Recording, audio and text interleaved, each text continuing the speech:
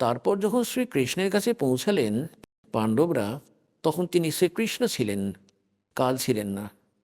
তখন শ্রীকৃষ্ণ বললেন যে তুমি যে মহাভারতের যুদ্ধে বন্ধুদের হত্যা করেছ, ভাই মেরেছ, কাকা জ্যাঠা মেরে দিয়েছ, গুরুজি মেরে দিয়েছ দ্রোণাচার্যের মতো, আর কোটি কোটি বোন বিধবা হয়ে গিয়েছে, সেই পাপ দুঃখী করছে যুধিষ্ঠিরকে। কারণ যিনি সিংহাসনে বসে আছেন তাকেই তো আগে ধরবে। তখন পাণ্ডবরা বললেন, ভগবান এর কিছু সমাধান তো বলুন আপনি, সমস্যা তো এসে গিয়েছে। এটা তিন তাপের মধ্যে আসে, সেই আত্মারা কষ্ট দিচ্ছে, এনাকে প্রেতাত্মারা কষ্ট দিচ্ছে। শ্রীকৃষ্ণকে পুনরায় তিনি বললেন, এর সমাধান তো বলুন। তখন শ্রীকৃষ্ণ বললেন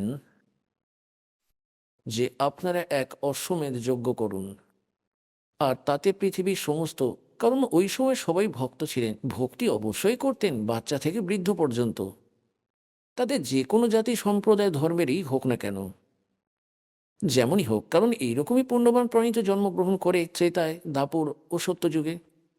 কলিযুগে এসে বজ্রপাত হয় এখানে। আর বললেন যে এই স্বর্গলোকের দেবতাদেরকেও নিমন্ত্রণ পাঠাও, এদের এদের সকলকে ডেকে এবং ধর্মীয় যজ্ঞ করবেন, তাহলে আপনার সমাধান হবে। আর এক যজ্ঞ, এই যজ্ঞে সমস্ত সমস্ত মহাপুরুষদের খাবার খাওয়ান, স্বর্গলোকের দেবতাদের পর্যন্ত, ঋষি, মহাপুরুষ, সাধু, ভক্ত, আত্মীয় স্বজন, ভগিনী সবাইকে ডাকো। এবং তারপর তার একটা লক্ষণ হবে যজ্ঞ সফলতার। যজ্ঞের সফলতার একটা চিহ্ন বলেছেন যে একটি সুসজ্জিত মঞ্চ তৈরি করে, একটি পৃথক স্থান তৈরি করে, একটা টেবিলের, আর তার উপরে একটা পঞ্চমুখী শঙ্খ রাখতে হবে।